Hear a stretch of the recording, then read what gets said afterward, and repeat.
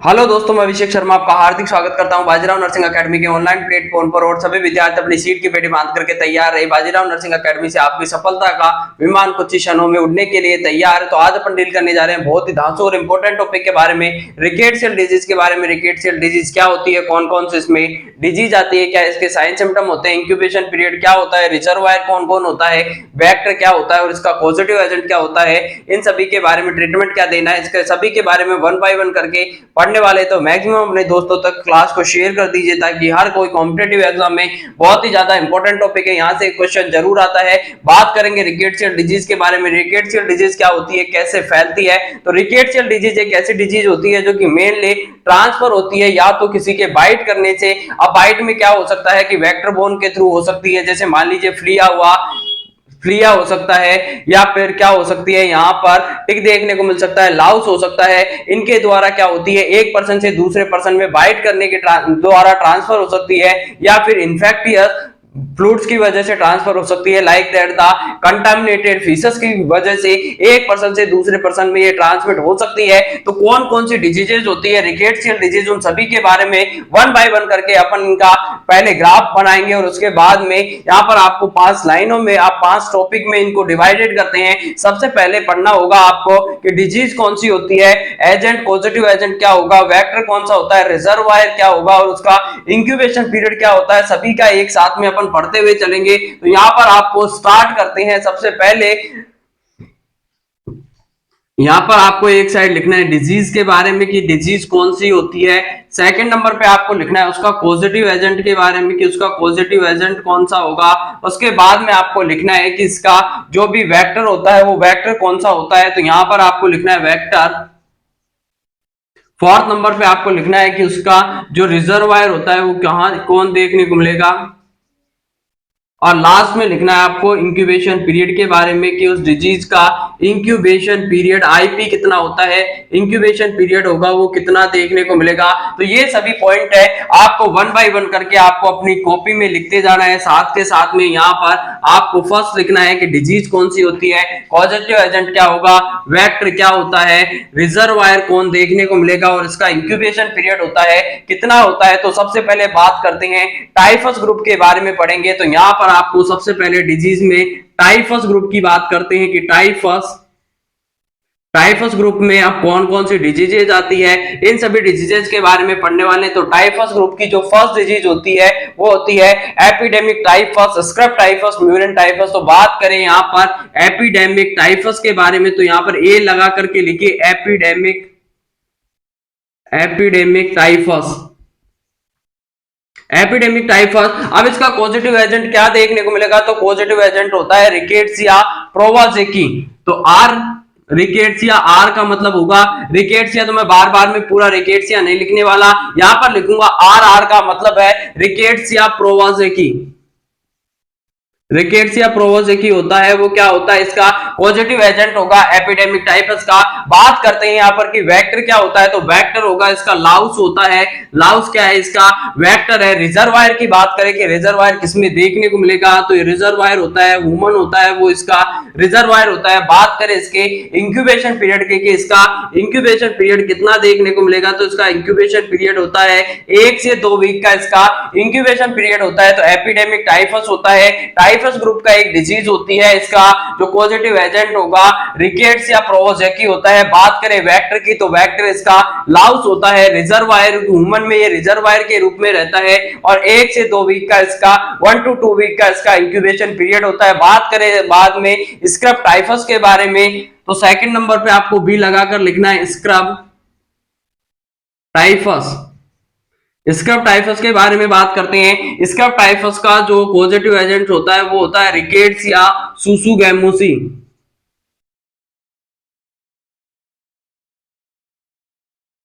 Rickettsia सुसुगैमुसी क्या है, आपको याद रखना है, यहाँ पर टी साइलेंट है। तो रिकेट्सिया सुसुगैमुसी होता है वो पॉजिटिव एजेंट होता है स्क्रब टाइफस का। आगे बढ़े यहाँ पर कि इसका वेक्टर क्या देखने को मिलेगा, तो इसका वेक्टर होता है माइट। बात करें रिजर्वायर कौन होता है, तो रिजर्वायर होते हैं रोडेंट्स होते हैं, वो इसके क्या होते हैं रिजर्वायर। रोडेंट्स में क्या आते हैं, जो भी नुकीले छोटे दांतों वाले छोटे प्राणी होते हैं जैसे चूहे वगैरह, किसमें आते हैं, रोडेंट्स में आते हैं। बात करें इसके इंक्यूबेशन पीरियड की कितना देखने को मिलेगा, तो 10 to 12 डेज का इसका इंक्यूबेशन पीरियड होता है। तो स्क्रब टाइफस है, इसका पॉजिटिव एजेंट होता है रिकेट्सिया सुसुगैमो से। बात करें वेक्टर की, तो वेक्टर माइट होगा, रिजर्वायर होता है, रोडेंट्स होते हैं। बात करें इंक्यूबेशन पीरियड की, तो 10 से 12 दिन का इसका इंक्यूबेशन पीरियड देखने को मिलेगा। बात करें म्यूरिन टाइफस के, थर्ड नंबर पे आपको लिखना है म्यूरिन टाइफस। थर्ड नंबर पे म्यूरिन टाइफस के बारे में, तो ये तीनों क्या है, टाइफॉइड वाले जो टाइफस ग्रुप की बीमारियां होती है। बात करें यहाँ पर कि इसका पॉजिटिव एजेंट क्या होगा, तो रिकेट्स या टाइफी होता है, इसकी वजह से देखने को मिलेगा। तो रिकेट्स या टाइफी का पॉजिटिव एजेंट है। बात करें अगर यहाँ पर किसका वेक्टर क्या देखने को मिलेगा, तो जो वेक्टर होता है रिकेट्स या म्यूरिन टाइफस का, वो क्या होगा, फ्लिया होता है। बात करें रिजर्वायर की, कि रिजर्वायर इसमें क्या देखने को मिलेगा, तो इसका भी रिजर्वायर क्या होते हैं, रोडेंट्स ही होते हैं। आगे बात करें इंक्यूबेशन पीरियड की, तो ये 1 से 2 वीक का इसका भी इंक्यूबेशन पीरियड देखने को मिलेगा। तो ये तीनों डिजीज है, कौन से ग्रुप की डिजीज है, तो ये टाइफस ग्रुप की डिजीजेज होती है, जहां पर एपिडेमिक टाइफस होगा, scrub typhus and murine typhus होता है। ये किसकी ग्रुप की डिजीज है, तो टाइफस ग्रुप की डिजीज होती है। एपिडेमिक टाइफस का रिकेट्सिया प्रोवोजेक की पॉजिटिव एजेंट होता है, लाउस इसका वेक्टर होता है। बात करें अगर यहाँ पर इसके रिजर्वायर की, तो ह्यूमन होगा, और 1 से 2 वीक का इसका इंक्यूबेशन पीरियड होता है। सेकंड नंबर पे बात करते हैं स्क्रब टाइफस के बारे में, तो स्क्रब टाइफस का जो पॉजिटिव एजेंट होता है सुसुगैमोसी देखने को मिलेगा। वेक्टर की बात करें तो माइट होता है, रोडेंट्स होते हैं, ये रिजर्वायर होते हैं। इंक्यूबेशन पीरियड 10 से 12 दिन का देखने को मिलेगा। बात करें अगर यहाँ पर म्यूरिन टाइफस की, तो रिकेट्सिया टाइफी इसका क्या होगा, पॉजिटिव एजेंट होता है, वेक्टर फ्लिया होगा, रिजर्वायर होता है जिसमें रहते हैं। तो ये किसमें पाए जाते हैं, रोडेंट्स में, और 1 से 2 वीक का इसका इंक्यूबेशन पीरियड देखने को मिलेगा। तो ये सभी क्या है, यहाँ पर टाइफस ग्रुप की बीमारियां हैं। आगे बढ़ते हैं, यहाँ पर स्पॉटेड फीवर के बारे में पढ़ेंगे। तो स्पॉटेड फीवर में कौन कौन से फीवर देखने को मिलेगा, Indian tick typhus, Rocky Mountain spotted fever. तो यहाँ पर आपको सेकंड, यहाँ पर टाइफस ग्रुप में अब सेकंड पे लिखते हैं यहाँ पर कि स्पॉटेड फीवर। स्पॉटेड फीवर के कौन कौन सी ग्रुप में डिजीजेज आती है, तो स्पॉटेड फीवर की जो कौन कौन सी ग्रुप की डिजीजेज होती है उनमें बात करते हैं। यहाँ पर इंडियन टिक टाइफस का फर्स्ट नंबर आता है, इसमें Indian tick typhus. Indian tick typhus क्या है, ये इसका कौन से ग्रुप की डिजीज होती है, स्पॉटेड फीवर की डिजीज होती है। आगे बात करें इसका पॉजिटिव एजेंट क्या होगा, तो इसका पॉजिटिव एजेंट होता है आर कोनोरी रिकेट्स या कोनोरी, इसका क्या है, पॉजिटिव एजेंट होता है। अगर बात करें इसके कि यहाँ पर वेक्टर क्या देखने को मिलेगा, तो टिक बाइट से होता है। तो टिक होता है, ये क्या होता है, तो मेनली वेक्टर होता है, इसका टिक देखने को मिलेगा। अगर बात करें यहाँ पर कि रिजर्वायर क्या होगा, तो रोडेंट्स और डॉग्स होते हैं, रिजर्वायर होते हैं। बात करते हैं इंक्यूबेशन पीरियड की, कि इंडियन टिक टाइफस का इंक्यूबेशन पीरियड कितने दिन का देखने को मिलेगा, तो 2 से लेकर के 2 to 21 डेज का, 2 से लेकर 21 दिन का इसका इंक्यूबेशन पीरियड देखने को मिलता है। सेकंड नंबर पे बात करते हैं RMSF के, रॉकी माउंटेन स्पॉटेड फीवर के बारे में। तो यहां पर आपको बी लगा करके लिखना है, रॉकी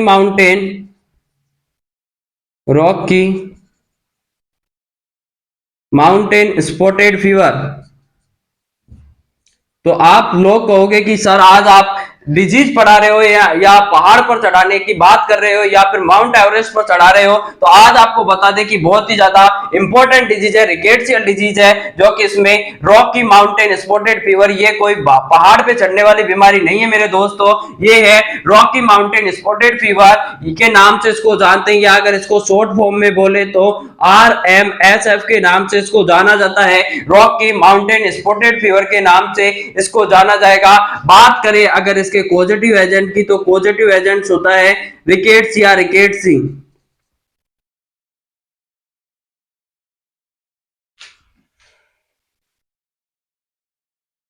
रिकेट्स रिकेट्स इसका पॉजिटिव एजेंट होगा। बात करें अगर वेक्टर के बारे में बात करते हैं कि इसका वेक्टर क्या होता है, तो वेक्टर होता है इसका टिक देखने को मिलेगा। जो टिक होता है इसका वेक्टर होगा। कौन होता है, तो टिक होता है। बात करें अगर इसके इंक्यूबेशन पीरियड के बारे में या फिर इसके रिजर्वायर के बारे में, तो रोडेंट्स और डॉग्स होते हैं वो इसके रिजर्वायर होंगे। वो क्या होते हैं, रॉड्स और डॉग्स होते हैं, रोडेंट और डॉग। बात करते हैं इंक्यूबेशन पीरियड की, तो 5 से लेकर के 10 दिन का इसका इंक्यूबेशन पीरियड कितना देखने को मिलेगा, तो 5 से 10 दिन का इसका इंक्यूबेशन पीरियड होता है। तो ये सभी क्या होती है, स्पॉटेड फीवर में आती है। इंडियन टिक टाइफस इसका पॉजिटिव एजेंट होता है। रिकेट्सिया कोर्नोरी। बात करें टिक फीवर का, तो टिक होता है, वेक्टर होता है, रोडेंट्स और डॉग्स होते हैं, रिजर्वायर होते हैं। बात करें यहाँ पर इंक्यूबेशन पीरियड का, तो 2 से 21 दिन का इसका इंक्यूबेशन पीरियड होगा। रॉकी माउंटेन स्पॉटेड फीवर, यहाँ पर आप माउंट एवरेस्ट पर चढ़ने की बात कर रहे हो सर, ऐसा नहीं है मेरे दोस्तों। यहाँ पर आपको रॉकी माउंटेन स्पॉटेड फीवर क्या है, एक स्पॉटेड फीवर होता है, रिकेट्सियल डिजीज है। रिकेट्सी की वजह से होती है, वेक्टर होता है इसका, टिक होगा। बात करें अगर रिजर्वायर की, तो डॉग और रोडेंट्स होते हैं, ये इसके रिजर्वायर होते हैं। इंक्यूबेशन पीरियड होगा 5 से 10 दिन का होता है। ना एक्स के पीछे भागो ना नेक्स्ट के पीछे भागो, अपना गोल सेट करो और अपने बेस्ट के पीछे भागो। अगर आज आपने किताबों के दीवाने हो गए तो आने वाले समय में दुनिया आपकी दीवानी हो जाएगी। आज जिसने सर झुका करके पढ़ाई कर ली, आने वाले समय में सबसे ऊंचा सर उसी का रहने वाला है। तो आज आप अपने जोश जुनून और जज्बे में किसी तरीके की कमी नहीं आने देंगे।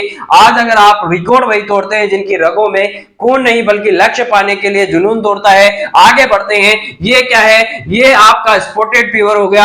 अब नेक्स्ट डिजीज पढ़ने वाले हैं और नेक्स्ट होती है अदर्स में कौन कौन सी रिकेट्सियल डिजीज आती है, उनके बारे में भी आपको थोड़ा सा नॉलेज होनी चाहिए। तो अदर्स में पढ़ेंगे अपन यहाँ पर फ्रेंच फीवर और क्यू फीवर के बारे में। तो यहाँ पर आपको लिखना है फ्रेंच फीवर, ये क्या है अदर्स में लिखनी है आपको। अदर्स में क्या, फ्रेंच फीवर, और फ्रेंच फीवर को ही नाम दिया जाता है ट्रेंच फीवर या फ्रेंच फीवर के नाम से इसको जाना जाता है, फ्रेंच फीवर और ट्रेंच फीवर। बात करें ये फ्रेंच फीवर और ट्रेंच फीवर का पॉजिटिव एजेंट क्या होता है, तो इसका जो पॉजिटिव एजेंट होगा बर्टोनीला क्विंटाना। तो पॉजिटिव एजेंट होता है बी, बर्टोनीला क्विंटाना। बर्टोनीला क्विंटाना होता है, ये इसका पॉजिटिव एजेंट देखने को मिलेगा। बात करें अगर वेक्टर की, तो इसका वेक्टर होता है वो लाउस देखने को मिलेगा। लाउस होता है ये इसका वेक्टर होगा। बात करें अगर रिजर्वायर के बारे में कि रिजर्वायर कौन होता है, तो इसमें रिजर्वायर होते हैं ह्यूमन देखने को मिलेगा। जो ह्यूमंस होते हैं वो क्या होते हैं, इसके रिजर्वायर होते हैं। इंक्यूबेशन पीरियड की बात करें तो इंक्यूबेशन पीरियड होगा 2 वीक्स का देखने को मिलेगा, 2 वीक्स का होता है। सेकंड नंबर पे बात करते हैं यहाँ पर क्यू फीवर के बारे में।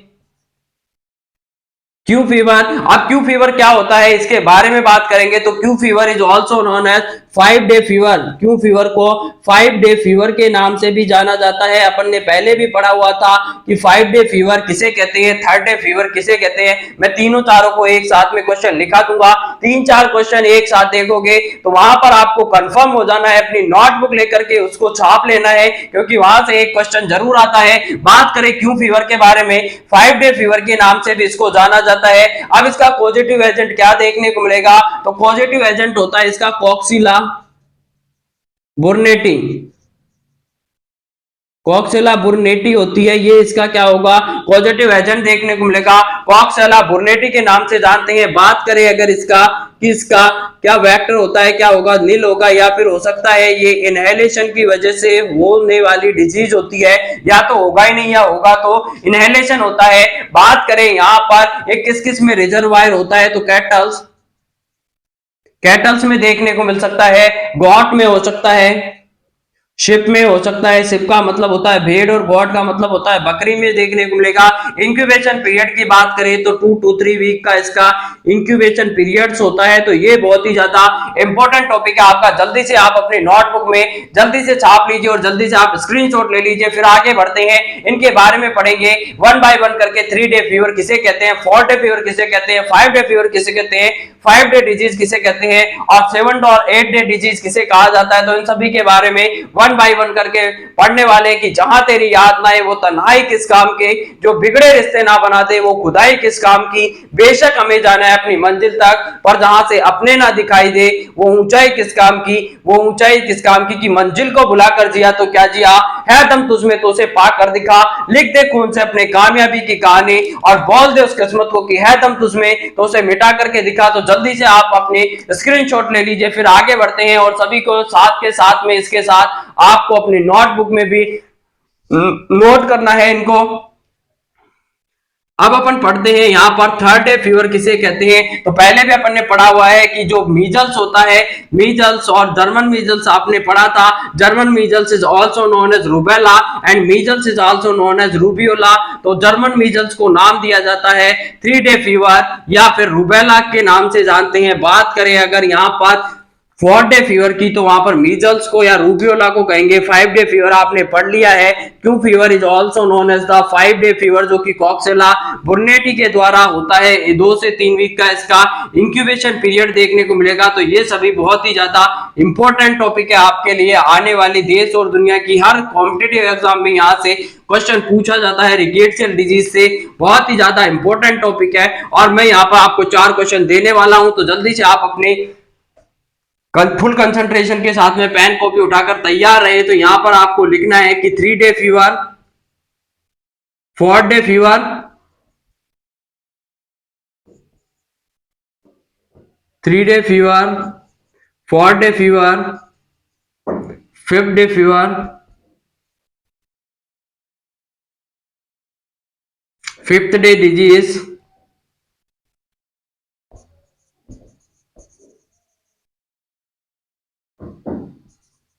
तो बात करते हैं 5th डे डिजीज के बारे में। तो 5th डे डिजीज किसको कहा जाता है? इन एरिथमा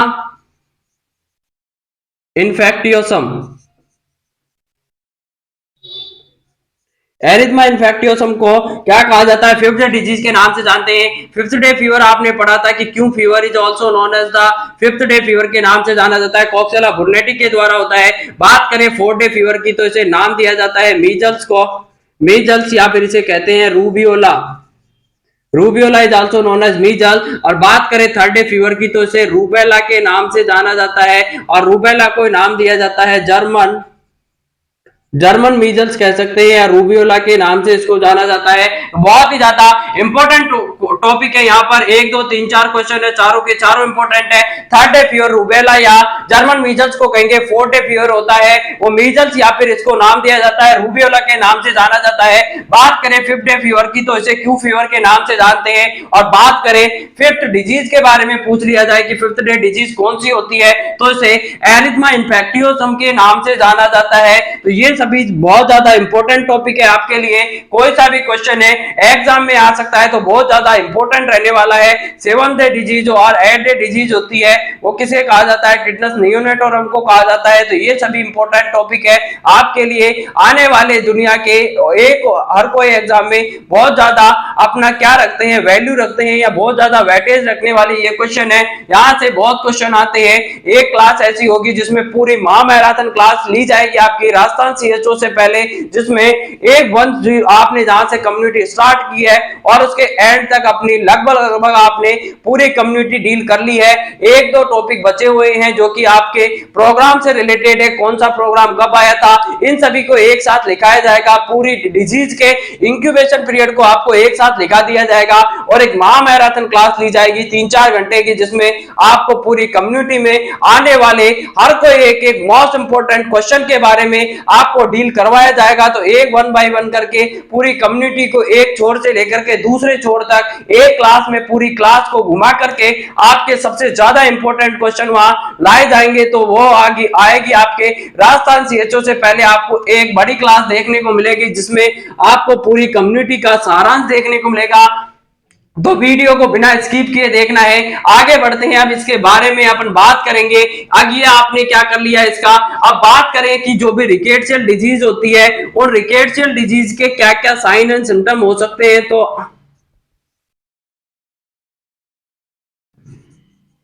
रिकेट्सियल डिजीज के क्या क्या साइन एंड सिम्टम्स देखने को मिलेगा। तो बात करते हैं रिकेट्सियल डिजीज के साइन एंड सिम्टम के बारे में। तो यहाँ पर कॉमन साइन एंड सिम्टम आते हैं, हेडेक देखने को मिलेगा, हेडेक होता है, उसको फीवर आएगा, माइल्जिया होगा। माइल्जिया का मतलब क्या होता है जल्दी से कमेंट करके बताइए। तो माइल्जिया का मतलब होता है मसल्स पेन के नाम से इसको जाना जाता है, muscles pain is also known as the myalgia के नाम से जाना जाएगा। यहाँ पर नोजिया वोमिटिंग हो सकता है, नोजिया वोमिटिंग जी मितलाने वाले कंडीशन डेवलप हो जाती है। यहाँ पर फीवर होगा, हेडेक होता है, माइल्जिया होगा, मसल्स पेन होता है, नोजिया वोमिटिंग होती है और कॉमन कोल्ड के साइन एंड सिम्टम देखने को मिलेगा। कॉमन कोल्ड में यहाँ पर स्नीजिंग हो सकती है, कफ देखने को मिलेगी, उस पर्सन को क्या होगा, कफ होता है। तो ये सभी साइन एंड सिम्टम जो नॉर्मल साइन एंड सिम्टम आते हैं वो रिकेट्सियल डिजीज में सभी देखने को मिलेगा। हेडेक होता है, फीवर होगा, माइल्जिया होगा, नोजिया वोमिटिंग होगा, कॉमन कोल्ड हो जाती है, कफ देखने को मिलेगा और इसके साथ साथ लिम्फ एडिनोपैथी।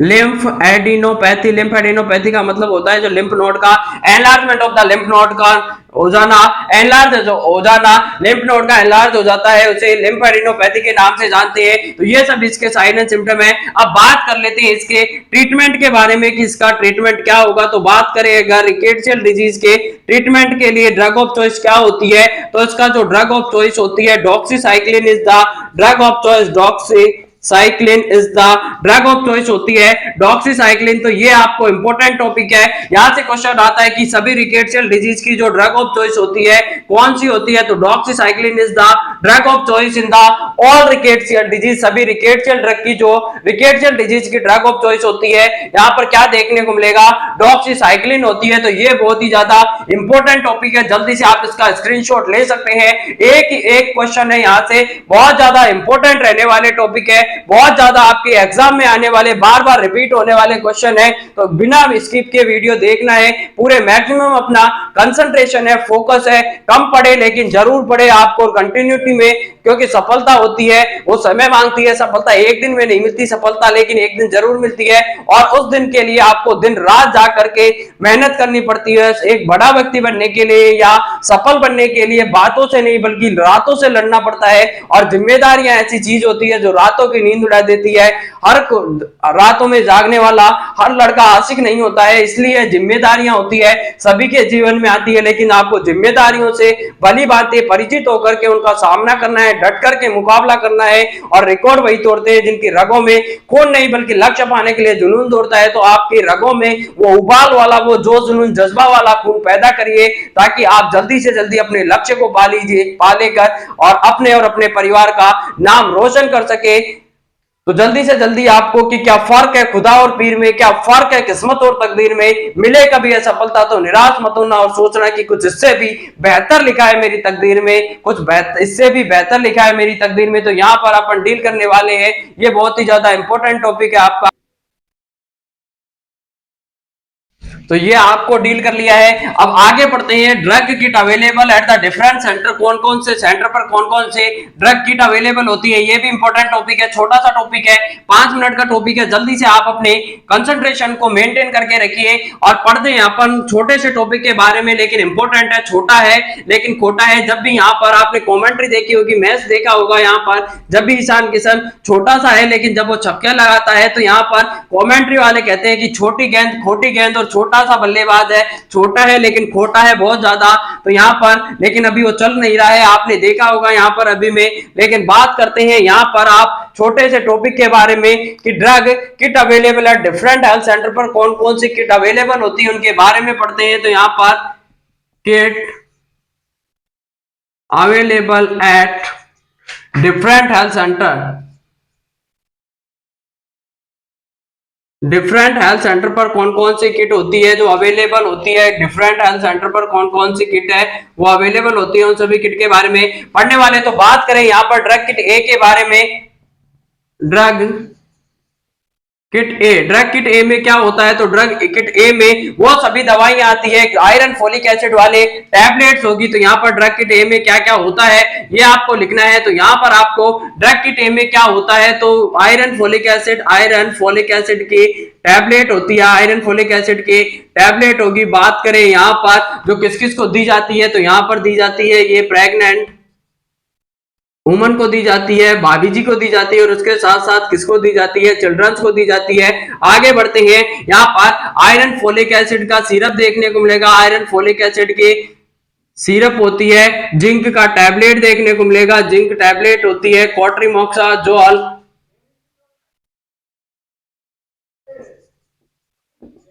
क्वाट्रीमोक्साजोल क्रीम देखने को मिलेगी, जो कि एक क्या है, एंटी फंगल क्रीम होती है। तो क्वाट्रीमोक्साजोल क्रीम देखने को मिलेगी। ओआरएस के पैकेट मिलते हैं, ओरल रिहाइड्रेशन सॉल्यूशन का पैकेट देखने को मिलेगा, जो कि किसके लिए होता है, ये मेनली आपको डायरिया में देते हैं। ओआरएस देते हैं, डायरिया में देते हैं। जिंक टैबलेट दी जाती है, 14 दिन तक दी जाती है, डायरिया में देते हैं क्वाट्रीमोक्साजोल। और इसके साथ साथ में विटामिन ए के कैप्सूल्स भी मिलते हैं। तो ये क्या होती है, ड्रग ए में कौन कौन सी आती है, ड्रग किट ए में क्या क्या होता है, आयरन फोलिक एसिड की टैबलेट होती है, जो कि मेनली दी जाती है आपके भाभी जी को दी जाती है और छोटे बच्चों को दी जाती है। कितनी दी जाती है, तो आपने पढ़ा था आयरन फोलिक एसिड का कंपोजिशन क्या होता है। तो आयरन फोलिक एसिड होता है मेनली कितना दिया जाता है, तो मेनली फोलिक एसिड होता है 400 mg देते हैं, लेकिन टेबलेट अवेलेबल होती है 500 mg की आती है। इसलिए यहाँ पर रेगुलर टैबलेट होगी वो कितनी चलाते हैं, 500 माइक्रोग्राम की चलाते हैं। लेकिन बात करें यहाँ पर कि आयरन फोलिक एसिड तो 100 mg जो टैबलेट होती है कितनी कंटेंट रहती है, तो 100 mg इसमें क्या होगा, एलिमेंट आयरन होता है। कितना होता है, एलिमेंट आयरन कितना होगा, तो इसमें 100 mg एलिमेंट आयरन होता है। बात करें इसके साथ में क्या देखने को मिलेगा, तो 1 tablet contain iron folic acid की टैबलेट होती है, उसमें 100 mg यहाँ पर एलिमेंट आयरन होता है। और बात करें इसमें कि माइक्रोग्राम में, तो 20 माइक्रोग्राम क्या होगा, इसमें फोलिक एसिड देखने को मिलेगा। ये किसमें देते हैं, तो ये टैबलेट दी जाती है मेनली चिल्ड्रंस में दी जाती है। और चिल्ड्रंस में कितनी देते हैं, 100 टैबलेट देते हैं, 100 टैबलेट देंगे पर ईयर। इसमें क्या देते हैं, 100 टैबलेट देते हैं। लेकिन बात करें यहाँ पर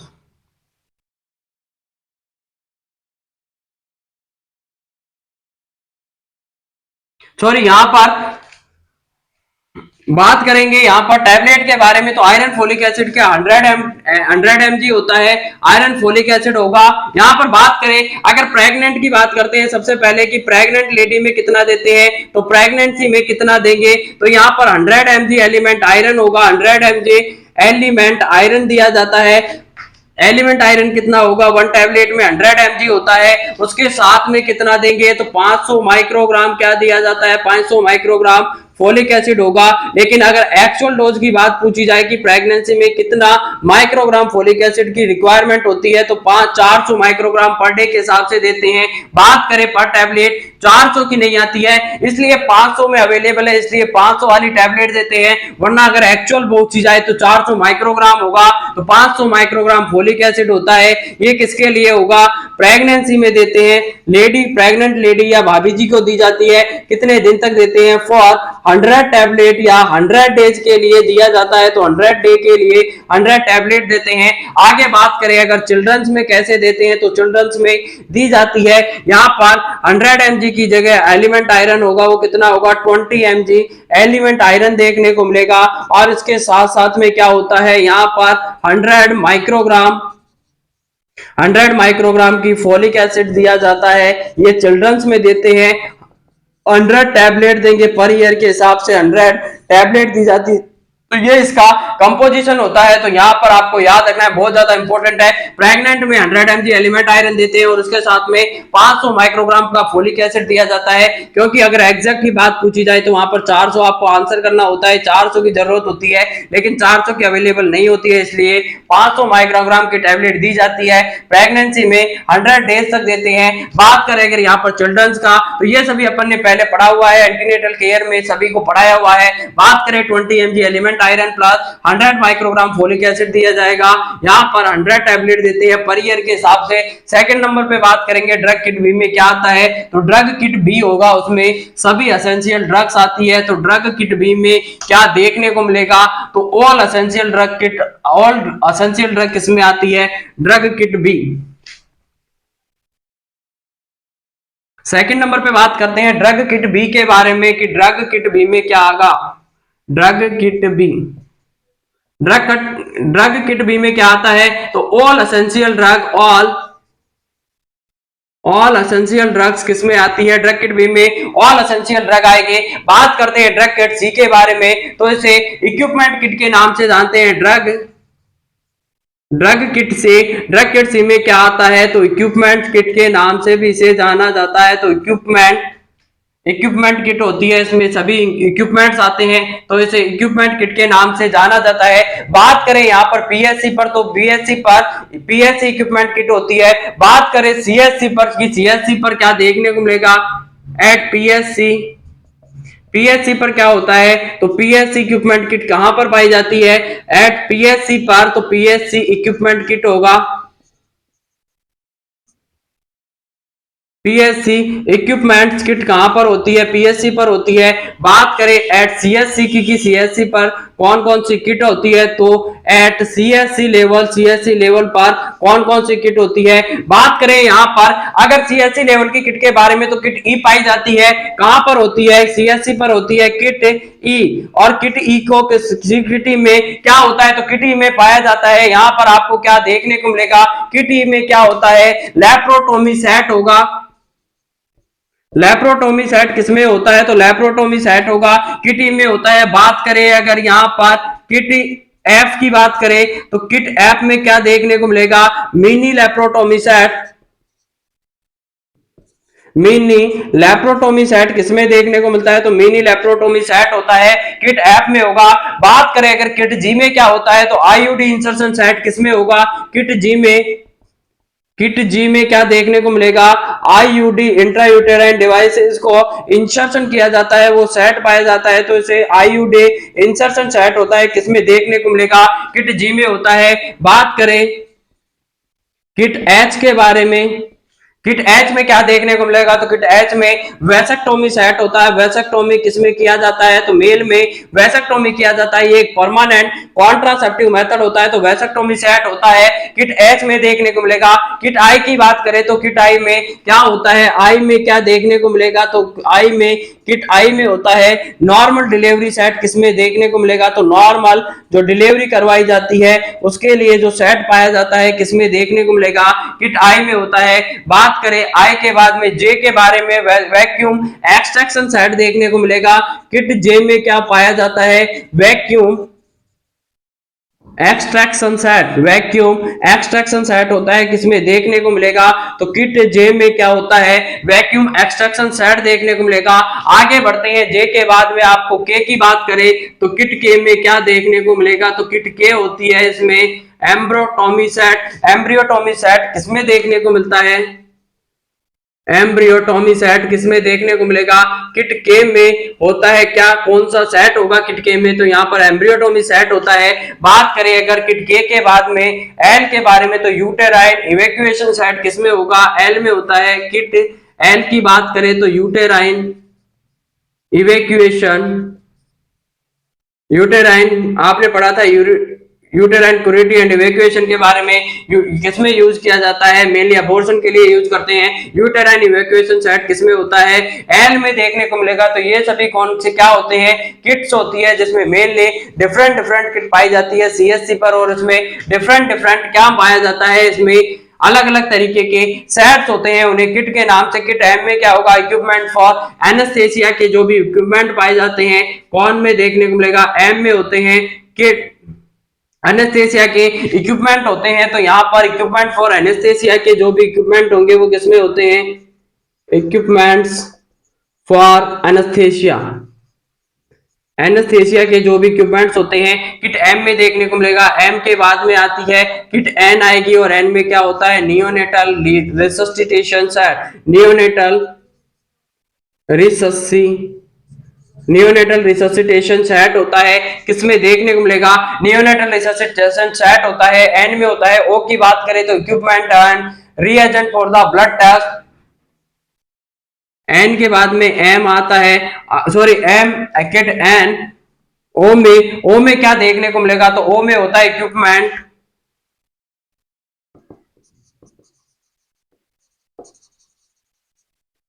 इक्विपमेंट्स देखने को मिलेंगे, कौन कौन से होते हैं? तो equipment and reagents for blood test. Blood test के लिए कौन कौन से इक्विपमेंट और रिएजेंट यूज किए जाते हैं, वो सभी किसमें आते हैं? तो यहाँ पर किट ओ में देखने को मिलेगा। किट पी की बात करते हैं तो ब्लड डोनर ट्रांसफ्यूजन किट होती है, वो किसमें होगी? किट पी में क्या होता है? Blood donor transfusion kit.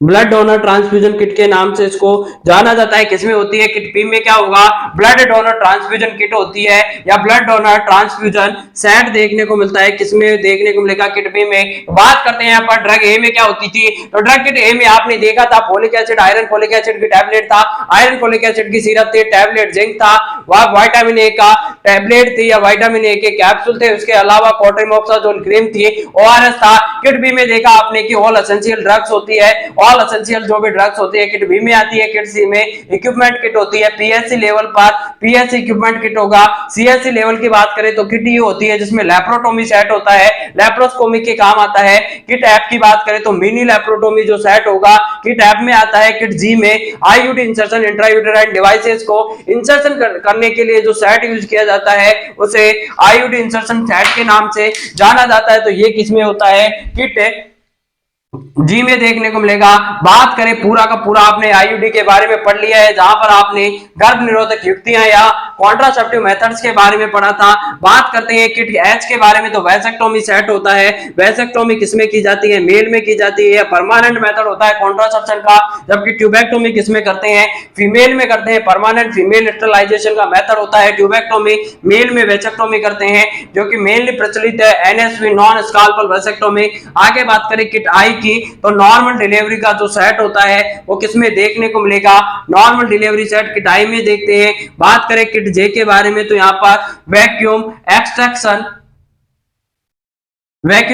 Set होता है, किसमें होगा? किट जे में होता है। किट के की बात करें तो यहाँ पर एम्ब्रियोटोमी सेट होगा। किट एल में क्या होता है? यूटेराइन इवैक्यूएशन सेट पाया जाता है। किट एम की बात करें तो इक्विपमेंट फॉर द एनेस्थेसिया के लिए जो भी इक्विपमेंट यूज किए जाते हैं उनकी किट होती है, वो कौन सा देखने को मिलेगा? तो किट एम होगा। बात करें किट एन के बारे में, तो नियोनेटल रिससिटेशन वाले जो सेट होते हैं, नियोनेट में किस तरीके से सीपीआर किया जाता है, कौन कौन सा उसका यूज किए हैं? तो अम्बू बैग पाया जाएगा, उसमें क्या क्या हो सकते हैं इन सभी के बारे में। अम्बू बैग होगा, मास्क होगा, ऑक्सीजन रिजर्वायर होता है, ये सभी पाए जाते हैं। बात करें किट ओ के बारे में, तो इक्विपमेंट एंड द रिएजेंट्स होते हैं। ब्लड टेस्ट के लिए जो भी इक्विपमेंट चाहिए होते हैं या रिएजेंट्स होती है, वायल्स होती है डोनर के लिए, वहां पर क्या होती है? ब्लड का कंटेनर होता है, ब्लड कंटेनर, ये सभी क्या आते हैं? इसमें पाए जाते हैं। किट पी की बात करें तो blood donor transfusion set kit किसमें पाया जाता है? किट के पी में पाया जाता है। ये सभी इंपॉर्टेंट किट थे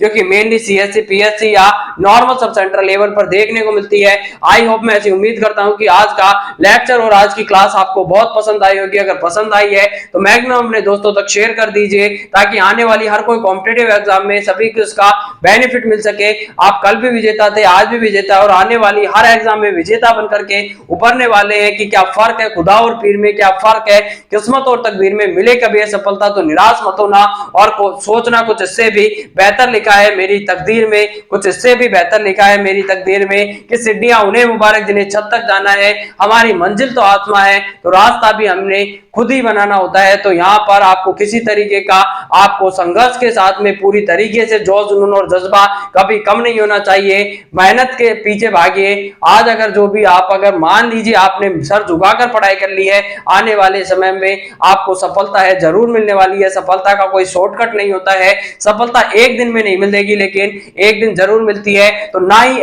एक्स के पीछे भागिए, ना ही नेक्स्ट के पीछे भागो। अपना गोल सेट करो पहले और अपने बेस्ट के पीछे भागे। तो आज आपको पढ़ने की जरूरत है, तो आज अगर आपको दिल ही लगाना है तो किताबों से लगाओ ना यार, बेवफा भी निकलेगी तो मुकद्दर बना करके जाएगी। अगर आज आप किताबों के दीवाने हो गए तो आने वाले समय में दुनिया आपकी दीवानी हो जाएगी। तो आज आपको सर झुका करके पूरे जोश जुनून और जज्बे के साथ में मेहनत करनी है, क्योंकि रिकॉर्ड वही तोड़ते हैं जिनकी रगों में खून नहीं बल्कि लक्ष्य पाने के लिए जुनून दौड़ता है। कि जिंदगी में हर्षों क्यों पाला नहीं जाता, कांच के टुकड़ों को आसमान में यूं उछाला नहीं जाता, और मेहनत करने से हो जाती है हर मुश्किल आसान, क्योंकि हर काम को किस्मत के सहारे टाला नहीं जाता। तो आज आप जो लोग अपने कदमों की काबिलियत पर विश्वास करते हैं, आके वो अपने मंजिल को पा ही लेते हैं। जो बुज़दिल होते हैं वो किस्मत की बातें करते हैं, क्योंकि किस्मत का यहाँ पर केवल और केवल पॉइंटों में रोल होता है। मेनली जो आपकी तकदीर बदलने का काम करती है, आपका मेहनत करती है।